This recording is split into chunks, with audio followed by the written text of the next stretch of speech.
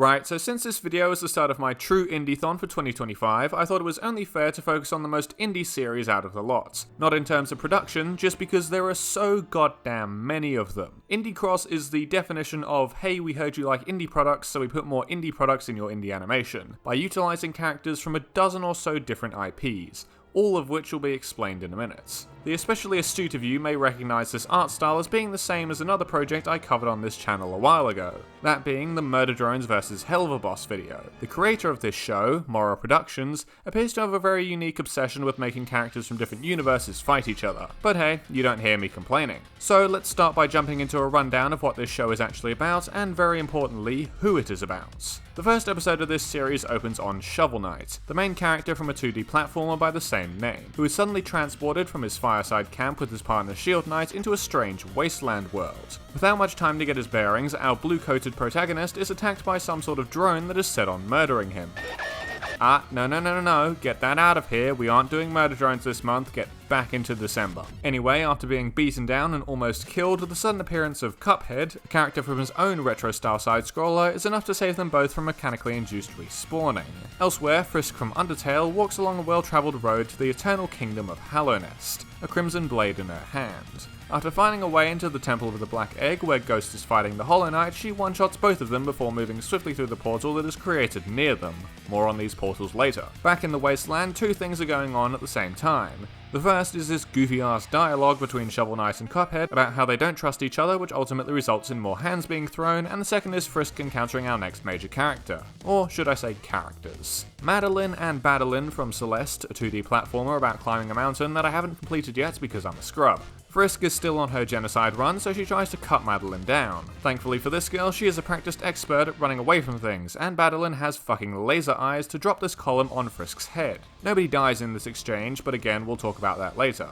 Don't forget, however, that Ghost also followed into that portal and is now here to collect the shade that Madeline ran into for plot convenience. Now it's time to get back to those drones we saw at the start. The leader of the drones, who calls herself Charlotte, runs into a not-dead Frisk and decides the best course of action is to break the ground open to reveal the energy source it runs on, using that power to kill the damn kid once and for all, along with knives. A lot of knives. This, unfortunately, results in the switching off of something called the Fountain, which powers this massive bodysuit and a connection to all of the other drones. Finally, episode 1 finishes with Shovel Knight and Cuphead facing off against Madeline, Ghost, and Charlotte. This culminates in more fighting next episode, but it's not really important. Eventually, they do all decide to work together to try to get back to their home dimensions. Now would be a good time to mention that there are only 2 episodes of this series out so far, with the first being a mere 16 minutes long. That must mean we're about halfway done though, right?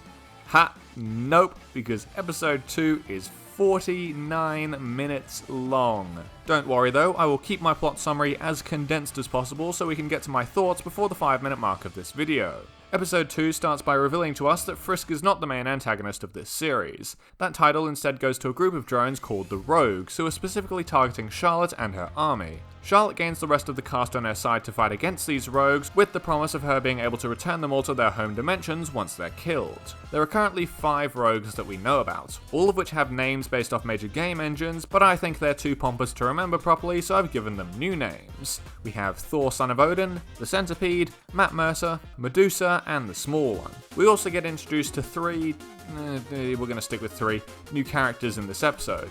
That being Nico from One Shot, a top-down puzzle game, Drifter from Hyper Light Drifter, a chronically ill protagonist of a combat-based RPG, and the Beheaded, the protagonist of Dead Cells, another Metroidvania-style game, and by far the funniest character in this show. This episode starts off with Nico contemplating his life choices before being teleported into the city and out of the way of a charging drone by Drifter. The aftermath of that fight I was talking about before culminates in some less than helpful lore drops from Charlotte. Basically, these portals showed up all over the place because of a calamity, but can also be siphoned into a person and allow them to use the abilities of anyone or anything from their home universe. But the drones have the unique ability to control where they appear if they have enough power. Problem for Charlotte is the last of her power was used to tell Frisk to fuck off. She lands up in the FNAF world and goes on a side quest running away from William Afton to demonstrate what I just told you about. The actual stuff she does here is pretty meaningless, so I'll just leave you with this. Kid could use some comedy.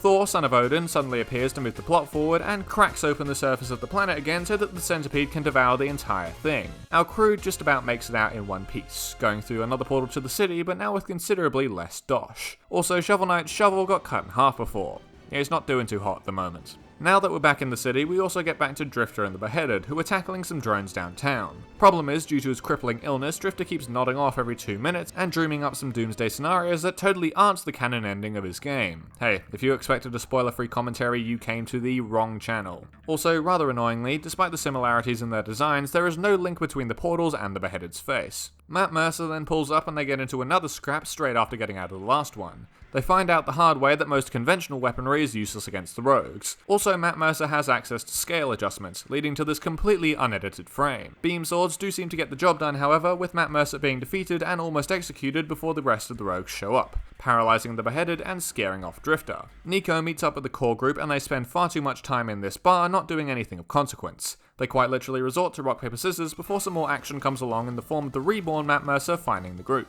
Charlotte's drones take him down again fairly quickly, causing an evolution into his nightmare form. No, there's no time to explain this. We end with the group getting chased through a couple of different portals, splitting up again with Ghost meeting the same fate as the Beheaded. Also, here's V1. And we're done. Did I miss my 5-minute targets?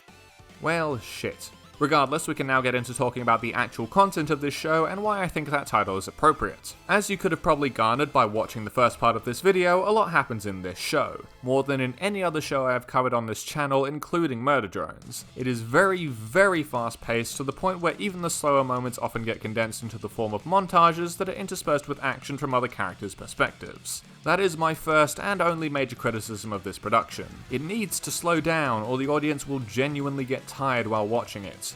You have a very strong cast of unique characters here, but we need to chill out a little bit more to allow the development of their relationships with each other and make this group really feel like a unit that is willing to risk their lives to help the others. This problem is hindered even more by two things. The first being the fact that there are at all times at least 2 different stories being played on top of each other with constant switching between them. This can work well if done right, but especially in episode 2 where there are 2 separate action sequences happening on top of each other, it becomes a little bit much. With this much action going on for a full 50 minutes, your brain doesn't want to fully take in everything that's happening, which leads to stuff melding together. This would have been just as good of a piece if it was split into 2 or 3 shorter videos uploaded with breaks to allow for better processing. But with that said, what I absolutely don't want Morrow to change with this is the amount of details that have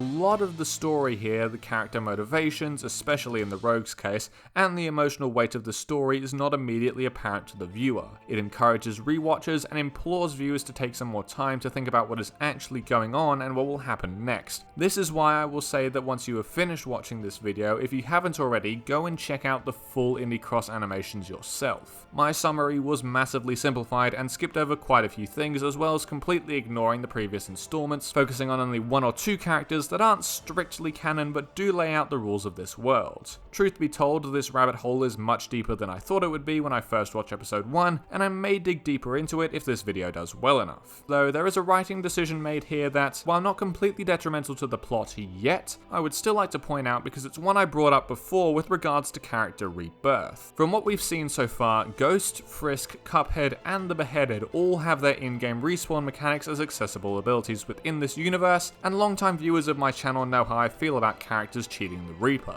If handled incorrectly, the reduction in the stakes of fights can be catastrophic to a series because there's no concern for the characters as they can always just come back. This is beginning to be true with Frisk, but as an antagonist in the series, I'm not entirely opposed to it just yet. Now moving on from the plot to the characters, and oh my lord, the character writing in this show is so damn good for one very simple reason: loyalty to the canon. Each and every character in this series acts and behaves exactly as you would expect them to, down to a T, even going so far as to include details I would have never thought of. Take for instance, Ghost writing everything about the other characters down in the Hunter's journal while they rest at the bar. Cuphead takes his head off and holds it out to look at Charlotte instead of getting off his chair, and my favourite moment has to be all the various different currencies they offer up to this asshole for pancakes. All of this shows a deep and true love for the source material that these characters came from. Morrow isn't using these faces for clicks. He knows about the characters and has a passion for telling their stories properly. This even extends to the subtitles, which are full of little Easter eggs and dialogue for characters who don't speak out loud. But the best part of doing all of this and keeping so strictly to the canon is it makes these character moments hilarious. The ridiculous mashup of different ideologies, worldviews, and behaviors is so incredibly entertaining for all of the right reasons. The visual gags are also spot on to complement this, and this has led to this being the show that holds the record for the most exhales out of me during my first watch. Now, from one highlight to another, let's talk about the animation. There are plenty of fight scenes and fast-paced moments in this show, as I've covered already, but thankfully not a single one of them is lazily done or misused. Every action, every motion, every ability is clean and dynamic and beautiful. The visual effects here are stunning and further this ebb and flow of action to create a Gilded Guy level action sequence that makes up for a good half hour of content already. For having such a small team working on this and doing so much himself, Moro has made something that wouldn't look out of place in any AAA animation, so massive props to him for that.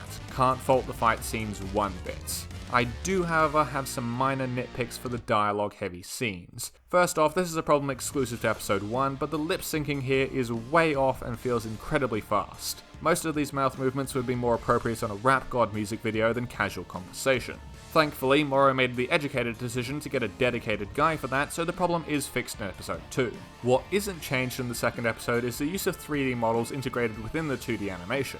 Some characters, most notably Shovel Knight, use 3D rigs in order to speed up the animation process for these sections where they don't need to be as dynamic. There are also a good number of 3D textures and models used alongside the 2D ones in the backgrounds. However, my eyes have been honed for almost 3 years to spot the slight clipping issues in things like this, and they appear in Shovel's model a lot. Finally, let's talk music, which I've been playing in the background of this entire video, assuming it isn't copyrighted. If it is, then, well, the music will be something else. I'm vaguely aware of the fact that before it was an animation, Indie Cross was originally a Friday Night Funkin' mod that Moro was working on but didn't see through. I don't know how much of the music used for that has been repurposed here, but needless to say, the music absolutely slaps. Here, the often fast pace of the music is very much in line with the tempo of the rest of the show, but it isn't used in a way that overpowers the animation, instead complementing it rather nicely.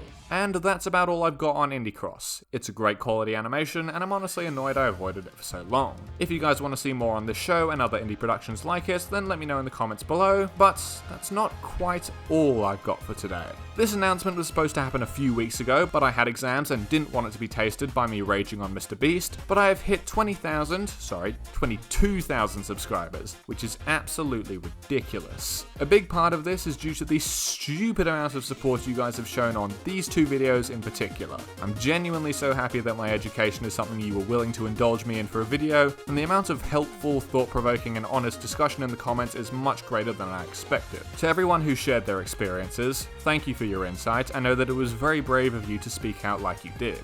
With all that being said, I know this isn't the first time I'm going to go over this, but I would never have gotten to this point without you guys, so I'm deciding to give something back to you. A good number of people will recognize Scatterbrain, my incredibly talented thumbnail artist and a good friend of mine. Well, I have covered a commission from him to be given away to one of you. This can be anything you like. OC drawings, video thumbnail, profile picture, so long as it's able to be drawn. I'm sure most of you are aware of this, but I'll keep the disclaimer here just in case. No NSFW, no intricate details that would take 200 hours. To enter and potentially win some free art, all you need to do is send a message to my channel email, which you can find in my bio or on the screen now, with what you want drawn before the end of this month, and he'll pick his favourite.